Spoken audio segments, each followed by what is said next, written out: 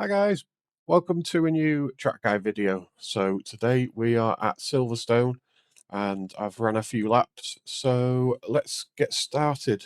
Now this is the final corner coming up to a fresh lap.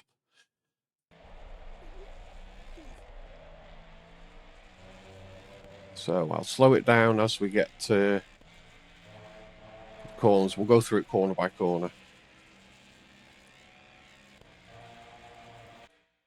So first corner, it's not really a, there we go, there's the HUD.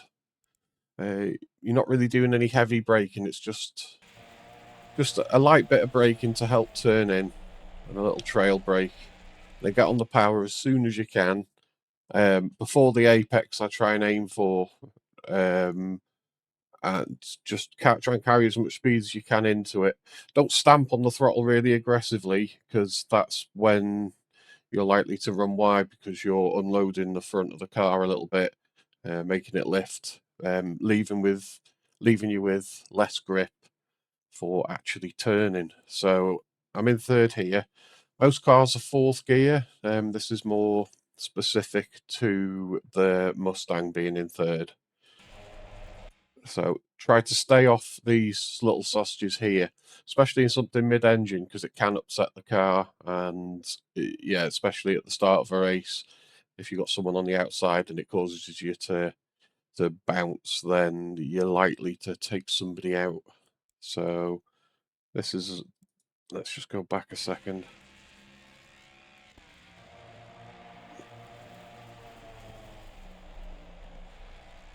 That's about as much as I'm comfortable with cutting, so that's usually where I aim, just to be on the rumble strip where all the tyre marks are. And so let's slow that down again. And then on the exit, if you've if you're carrying enough speed, the downforce will help you turn in tighter on the exit. So just be gentle on the throttle exiting. Don't just slam it. Just go like that, and it'll just gradually put the power down, and you'll have plenty of steering and downforce for the exit. Don't go too far off here. You can get the car maybe another half car width or so off, but I wouldn't advise it, because you're getting close to the track limits here, and this is the corner where I generally get the most track cuts on this track. So the next one, this can make or break your lap, going through Maggots and Beckets. Right, so the way you enter this will essentially determine how you exit it. This is classic slow in, fast out. Each corner you're setting up for the next corner, because they're consecutive bends. So initially, keeping it floored, going down the inside here, and try not to bounce over this this long sausage curb here. I'll let the car just run along it slightly, but just keep it smooth. And then when you're turning left, I'll then shift the weight fairly sharply by yanking the steering fairly firmly in the opposite direction. And let's go back just a tiny bit. All right, so at that point, when I'm starting to turn, a little bit of a brake initially to help the car turn in. Not so much to scrub speed off, but just to help it turn. And then here, you can take a lot of this curb. It can be tricky in the McLaren and Ferrari if you do this. I try to go over the sausages so that they're essentially underneath the car. The Mustang's really good for here. So it might look kind of dramatic, but you feel completely safe doing it.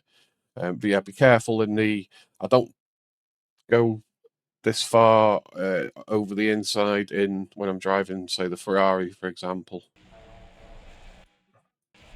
So full throttle here, and I'd already dropped to fourth, and now I'm dropping to third as I switch from right to left. Kind of similar to how I did the last corner. using a little bit of braking and dropping the gear to help turning. And similar to the last part, cutting a fair amount of this, but don't go too much. If you end up on the grass there, it's quite bumpy, and it can send the car around or bounce you out wide. And then keeping the car left as much as possible, because now that corner, if you've done it right, then you can turn in nice and tight for this next part. So this is the most important part. Little bit of a brake to help turn in, and then I'm on the power. I'm starting to put the power on here, and I'm not stamping on the throttle. I'm just smoothly going to full throttle way before the apex and doing it in third.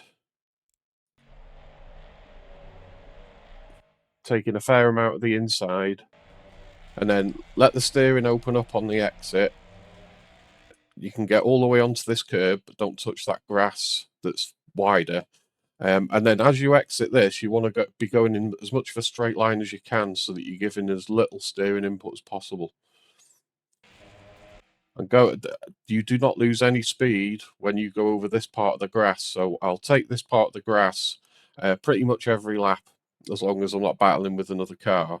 This is the normal line through it. So yeah, you're not going to lose speed by doing this. This is a good line through it, and gives you a really good exit onto this straight. So now we're going up to the next corner. This is one I used to have trouble with. All right, let's slow it down. So I'm aiming to brake just as the car. Hang on, we can actually see. So when I'm actually in the car, if you look at the view now, let's just see the point where the brake comes on. There. Right, so if I change to in-car view, I'm aiming to brake. I mean, you can brake a little bit later, but I'm always eyeing up the rumble strip on the left, and I'm braking just before it. Kind of car dependent. The brakes are amazing on this, so you can brake a little bit later. I just haven't on this lap. Ferrari's another great one for braking here. McLaren, you have to brake a tiny bit earlier than the other cars. So let's go back to the other view. So heavy braking, and then as I'm turning, I'm still braking, slowly releasing the brake, and I'm going into second, which is specific to this car. All the other cars, as far as I can remember, are all third gear corners. So this is just this car likes to rev, and it's lacking a little bit of grunt low down the revs. So that's why I started using second here. So just being gentle on the throttle and feathering the brake until I feel it's time to give it full throttle. Holding as tight of a line as possible, and then let the steering open up, and you can go as straight as you can. You can take a lot of this this rumble strip on the exit. So going into here, I'm aiming to brake just as this rumble strip disappears behind the bonnet. That's my braking point for this next corner. So very heavy braking corner. And then just before the end of this rumble strip, that's where I'm starting to turn down into first gear. Little trail brake to help hold this tight. Don't go over this sausage curb at all, because no car likes it. It'll bounce you wide, and if you've got somebody on your outside, which sometimes you will end up too wide here, you're likely to bounce out and take you both out. So then I'm holding it, swing it left, and then a sharp jolt to the right. I'll call it a jolt, with a little bit of a brake input. and dropping into first for this, but most cars are second gear here. So the back end's starting to come out a little bit, so I'm just trying to be gentle and trying to hold the slide without, getting the back end out too much. So this car does still accelerate quite well when you're slightly drifting. It's really good at putting the power down. So then straight into second, and then hug a nice tight line here again. Avoid that sausage curb completely. Because you'll end up either hitting the wall on the right or it'll knock you to the left and you'll be off.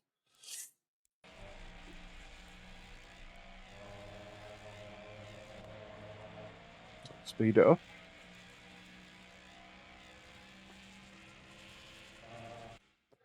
All right, here now you can carry so much more speed than you might think through here. If you're struggling with this corner, I don't use any brake input. All I do is lift. So let's just go back a tiny bit.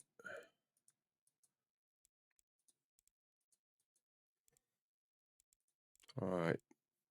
So still on full throttle up to there. Then I'm lifting the throttle up, moving, taking the car out onto the rumble strip so that I can turn in from a nice wide angle. Keeping it in fourth, not giving any input. Tiny touch of the brake there, just to keep it in line, and then get on the power as early as you can, and you can just keep it flat now up until the next corner. You can use the rumble strip on the exit of that. I didn't need to that time. But yeah, hugging this inside here to keep it as tight as possible, because you got the two consecutive hairpins really. So breaking point for here.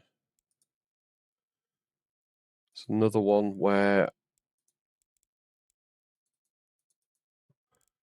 let's just change the view.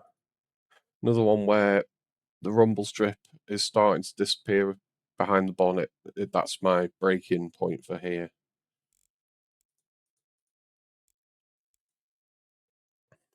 So very heavy braking here. Start turning in there, and it turns into a bit of a trail brake to try and keep it.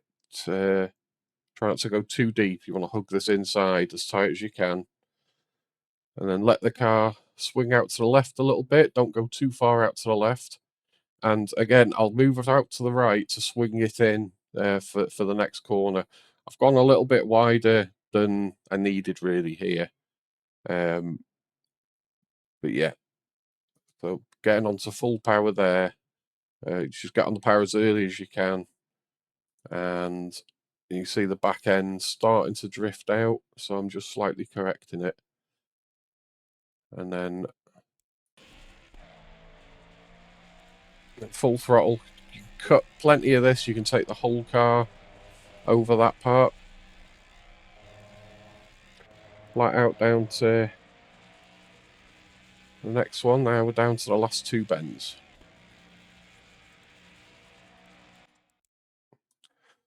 So breaking point is almost at this sign here, and it's a bit of a tricky. It's like kind of like threading a needle a little bit here. But down into second gear, turn in, keep it as tight as you can. Don't cut too much of this. Let's change the view back so you can see how much.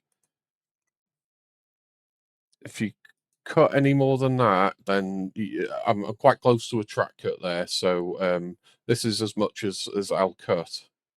And then the last corner can ruin your lap or give you a good lap.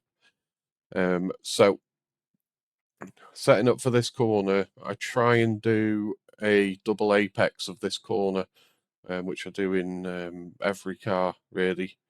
Just hold it tight, and then you'll see the car just moving out very slightly. Just still a tiny bit of brake input, and then onto full throttle there then. Pulling it in tighter again, trying to aim for the exit now, and you can take pretty much all of this curb on the exit if you need to. I haven't here, but you can. And then that's it. That's it for the lap. So let's just go into the car. Right. We'll do the. We'll let it run at full speed now. Excuse me.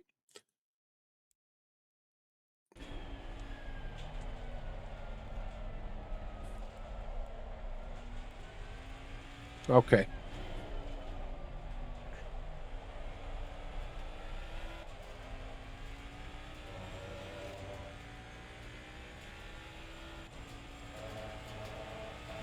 You can cut all of that as well. Sorry, I forgot to mention.